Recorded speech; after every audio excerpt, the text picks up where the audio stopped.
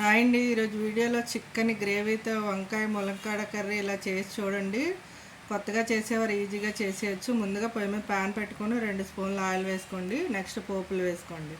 తర్వాత ఉల్లిపాయ, పచ్చిమిర్చి, అల్లం, ఎల్లుల్లిపాయలు, కరివేపాకు అన్నీ కలిపేసి కట్ చేస్తాను, అవి వేసేసుకోవాలి. నెక్స్ట్ బాగా పండిన టమాటాలు 3 తీసుకొని అవి బాగా చిన్న ముక్కలుగా కట్ చేసి వేసుకోండి.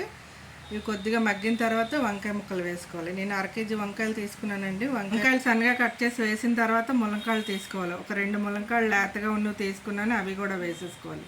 ఇప్పుడే రుచికి సరిపడా ఉప్పు, నెక్స్ట్ కారం కూడా వేసుకోవాలండి. ఇందులో ఎటువంటి మసాలాలు అవసరం లేదు. నేను అల్లము ముక్కలు, వెల్లుల్లి వేస్తాను కాబట్టి ఇటువంటి మసాలాలు అవసరం లేదు. ఒక్కసారి మగ్గనివ్వాలి. మూత పెట్టి చూసారా, చక్కగా మగ్గింది. ఇప్పుడు సగినంత వాటర్ వేసుకొని మళ్ళీ మూత పెట్టేసుకోవాలి, కలిపేసుకొని. చిక్కగా గ్రేవీ బాగా టేస్టీగా వస్తుందండి. ఎక్కువగా మసాలాలు వేయకుండా సింపుల్గా కర్రీ చేసుకోవచ్చు. నచ్చితే లైక్ చేయండి, షేర్ చేయండి.